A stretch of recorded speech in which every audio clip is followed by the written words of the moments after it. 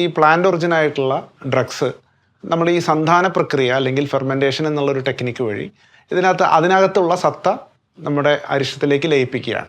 അതിനകത്ത് alcohol self generated ആയിട്ട് വരുന്നു എന്നുള്ളതാണ്. ഫെർമെൻറ്റേഷൻ എനിക്ക് തോന്നുന്നു സാധാരണക്കാർക്ക് മനസ്സിലാവുന്ന രീതിയിൽ പറഞ്ഞു കഴിഞ്ഞാൽ അതൊരു ചെറിയൊരു ബ്രേക്ക് ഡൗൺ ആണ്. അതായത് കെമിക്കലി വലിയ ഷുഗർ കണ്ടൻസ്, അതായത് ഇപ്പോൾ പഞ്ചസാര പോലുള്ള അല്ലെങ്കിൽ ശർക്കര പോലുള്ള കണ്ടൻറ്റ് ഗ്ലൂക്കോസായി കൺവേർട്ട് ചെയ്യും. ആ ഗ്ലൂക്കോസിൽ നിന്ന് ആൽക്കഹോൾ ഉൽപ്പന്നമാവുകയും ചെയ്യുന്നു. അതിൻ്റെ കൂടെ കാർബൺ ഡൈ ഓക്സൈഡ് എസ്കേപ്പ് ആവുന്നു. ഇതാണ് ആ ഒരു പ്രക്രിയ എന്ന് പറയുന്നത്. ഇത് ഹീറ്റ് പുറത്തേക്ക് വിടുന്ന ഒരു റിയാക്ഷനാണ് കെമിക്കലി. അപ്പോൾ ഒരു എക്സോതെർമിക് റിയാക്ഷൻ എന്ന് വേണമെങ്കിൽ പറയാം.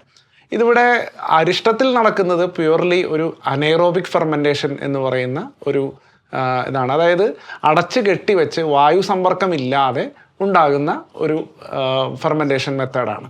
അപ്പോൾ ഇതാണ് അരിഷ്ടം എന്ന് പറയുന്നത്. ഇതിനകത്ത് ഒരിക്കലും മദ്യം നമ്മൾ പുറമേ നിന്ന് ആഡ് ചെയ്യുകയല്ല, അതിനകത്ത് സ്വയം ഉൽപ്പന്നമാവുകയാണ്. നേരത്തെ മാഡം പറഞ്ഞ ഉദാഹരണം തന്നെ, അപ്പത്തിനകത്ത് എങ്ങനെയാണോ ആൽക്കഹോൾ ഉണ്ടാകുന്നത് അല്ലെങ്കിൽ ജനറേറ്റ് ചെയ്യുന്നത് അതുപോലെ തന്നെ വരുന്നു.